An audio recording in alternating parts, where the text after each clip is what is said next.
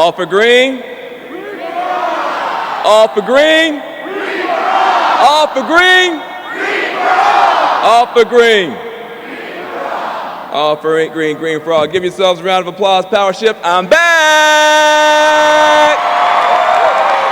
I'm back.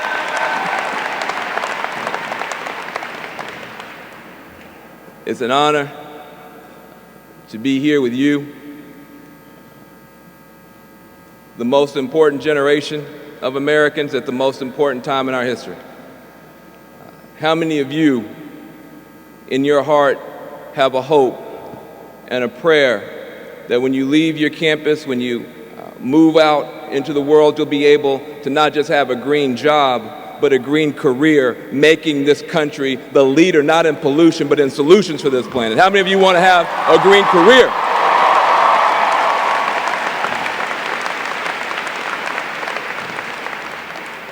Well, the people who are standing behind me share your dream, they share your vision. They also share your fear that you may not be worried about getting a green job. You might be trying to get a brown job, a gray job, a polka dot job, a plaid job, or any kind of job in this economy with this Congress attacking our economy the way that they're doing. And so I want to brag on these folks behind me before I give you my comments, because we can't do anything as individuals. I'm proud to be a founding member of Green for All. I said I'm proud to be a founding member of Green for All.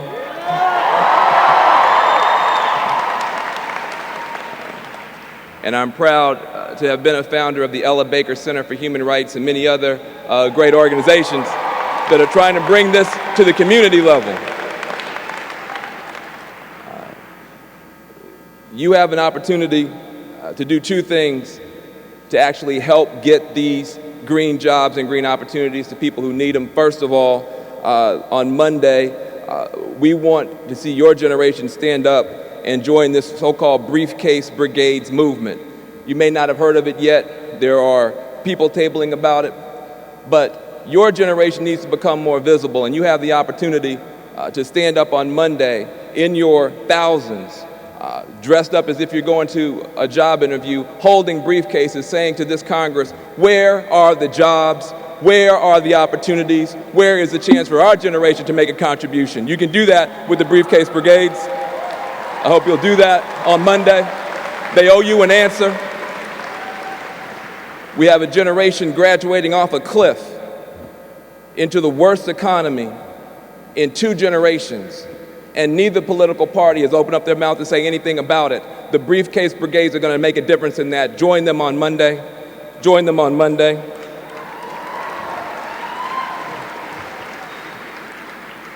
And then let me just say this. When you get your green career, don't leave anybody behind.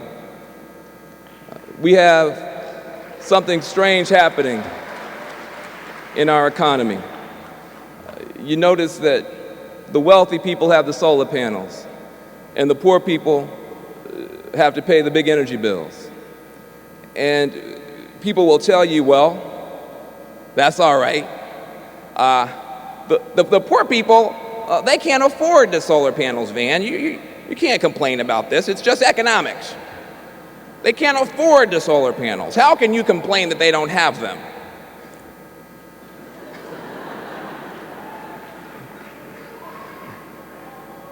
Power shift. Shift the power and shift the conversation, because the truth is that we can't afford for poor people not to have solar panels. The earth can't afford for poor people not to have solar panels. That's the truth. Shift the power. Shift the conversation. It doesn't make any sense. I love rich folks, but they tend to live in the hills where it's shady. Poor folks tend to live in the flatlands where it's hot. It's fine to have the solar panels on the rich folks' houses where it's shady. But how about we put some solar panels on the poor folks' houses where it's hot, so instead of them having to write checks to the energy company can write them some checks, and they can be able to put some food on the table and have a good life. How about that, America? Shift the power. Shift the power. And standing behind me, we have a group called SolarMosaic.com. Say it after me. SolarMosaic.com. SolarMosaic.com. They are working to put solar panels on the roofs of poor folks' houses, low-income folks' houses in Oakland, California, where I come from, and I think you should stand with them and help them. Go to the website and stand with them and give them a round of applause. Thank you very much for your work.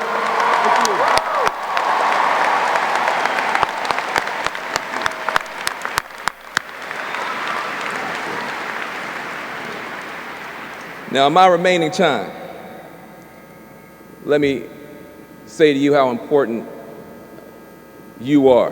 So you can't do anything by yourself. Your generation has to stand together.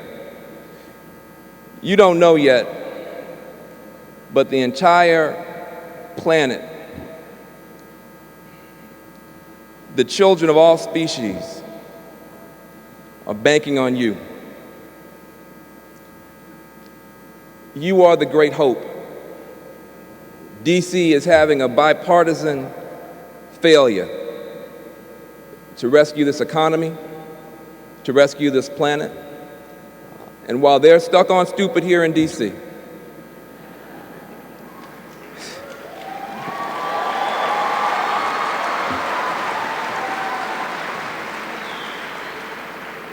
your generation is rising. You are the biggest generation of Americans we've ever had. The last time we had a generation your size even remotely was the baby boomers. And when the baby boomers came of age, they completely transformed America. When the baby boomers hit, we had 244 years of enslavement. We had 100 years of Jim Crow segregation. And people your age, when they hit, broke the back of Jim Crow in 4 years and put us on the trajectory to have a black president. A generation your size did that for America. That's what a generation your size did for America. Now, you're bigger than the baby boomers. Your generation is bigger than the baby boomers. You're more diverse. You're more ecologically conscious. You're more technologically savvy. How many of you have a laptop computer? How many of you have a smartphone? How many of you have an iPad? Good, because I don't have one either. But my birthday is coming up.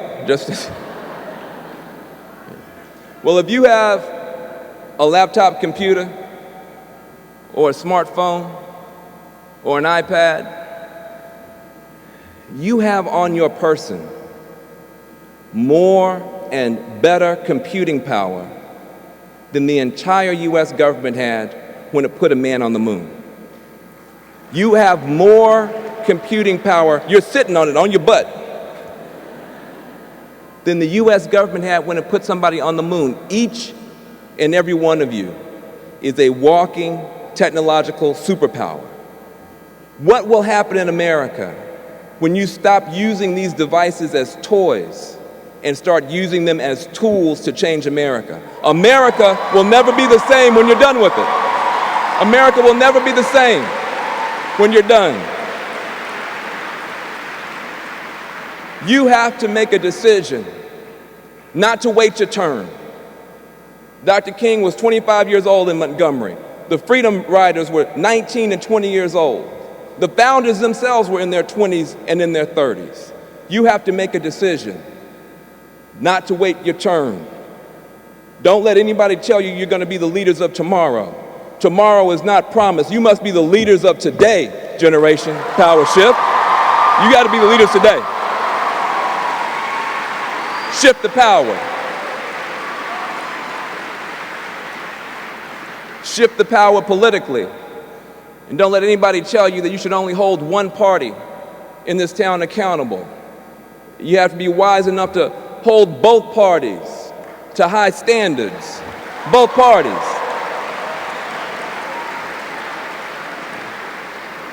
And it's only fair. Note the hypocrisy, how hypocritical we are towards y'all young people. If you had a friend, a roommate, who should be an A+ student and is getting C's and D's, you would go over to your roommate and you would put some positive peer pressure on her. And you would say, I know you can do better work. I know you can perform at a higher level.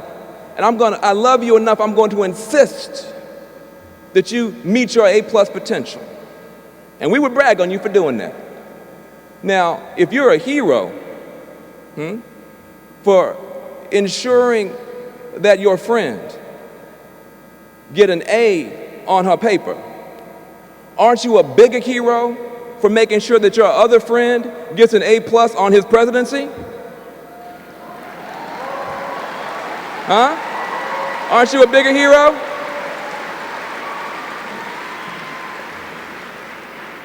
Hold this whole town accountable. Hold people, but keep them accountable, because that's how you can shift the power. And don't stop there. Don't stop there. It's not just shifting power in the political sense.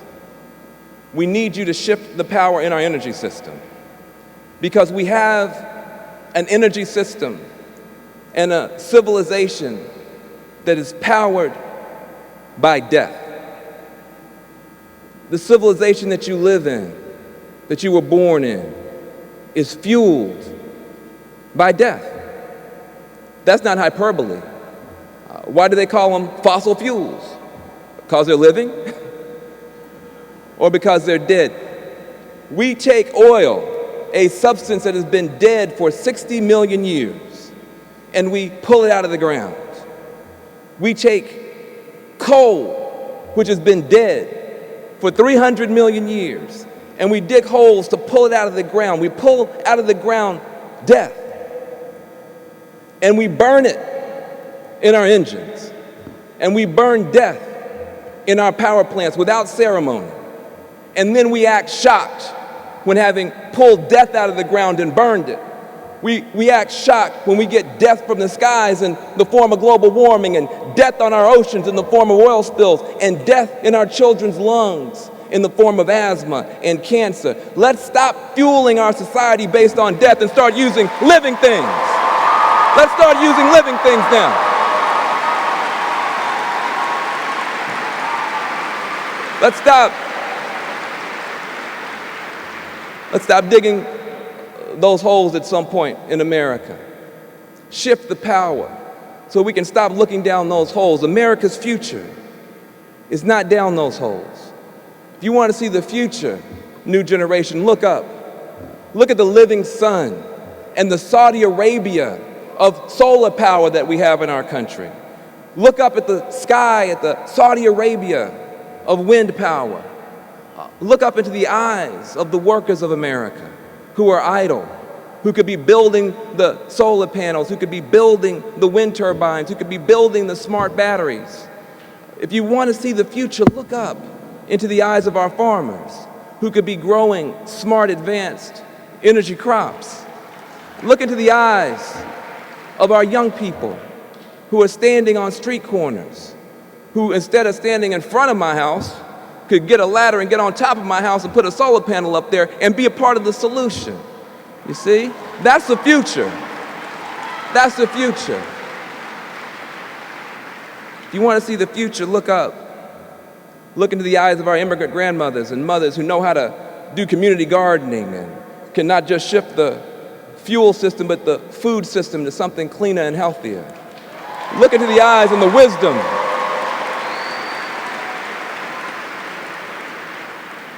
of our Native American sisters and brothers who could help to power America with their wind resources and sun resources, but have been blocked out and left out, you see. You have the opportunity and the obligation to shift the power.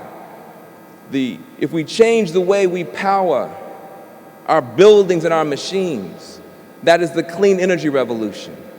And if we shift the way we power our bodies, that's the clean, local, organic food revolution. Those two revolutions together can change America. That's your responsibility. Shift the power. Shift the power. But don't just stop there. Don't just stop there. When you go home, shift the power at the Thanksgiving table. When your Uncle Joe, who loves Fox News, starts talking to you and starts dominating the discussion and starts making you feel small and that your ideas don't count and that you're some kind of bizarre freak. That never happens to you. It happens to some of us. Shift the power, because this movement is not just for Democrats and it's not just for lefties. This movement is for everybody. And you have the opportunity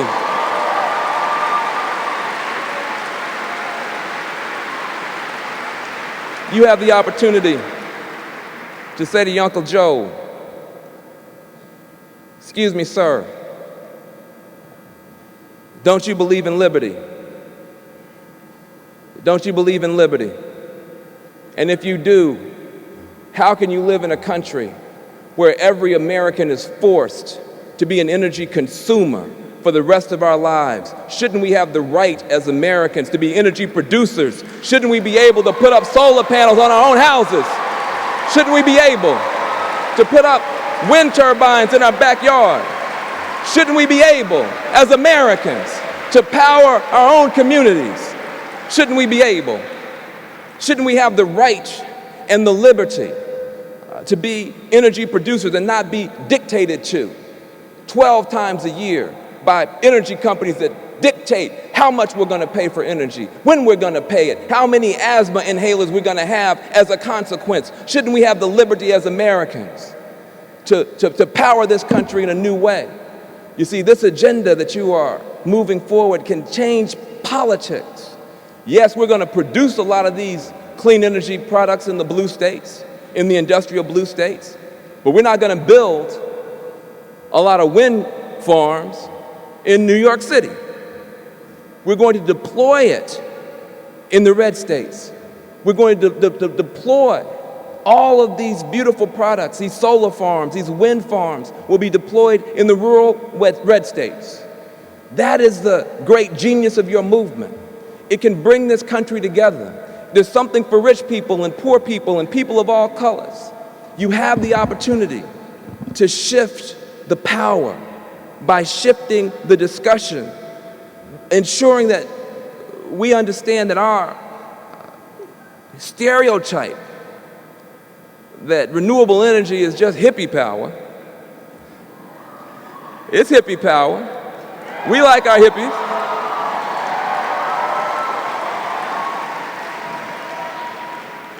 But it's also cowboy power. It's also rancher power. It's also farmer power. It's also Appalachian mountain power. It's power for everybody. That's your movement. So don't let anybody divide you. I love that we have a movement of people in America now talking about liberty. Our sisters and brothers in the Tea Party. I'm glad they're talking about liberty. And we need to understand that we believe in liberty in this movement, but we're not stopping with just the first word in the Pledge of Allegiance. I love liberty. Given what's happened with my ancestors, nobody loves liberty more than I do. But the Pledge of Allegiance doesn't stop there. The Pledge of Allegiance says liberty and justice for all. Liberty and justice for all. And that's what your movement is about. Liberty, yes, and justice. Justice for the immigrants. Justice for the lesbians and the gays. Justice for the African Americans. Justice for women. Justice for the rural poor. Justice for the Native Americans. Liberty and justice for all. Shift the power. Shift the power. Shift the power. Shift the power. Thank you. Thank you very much. Thank you very much.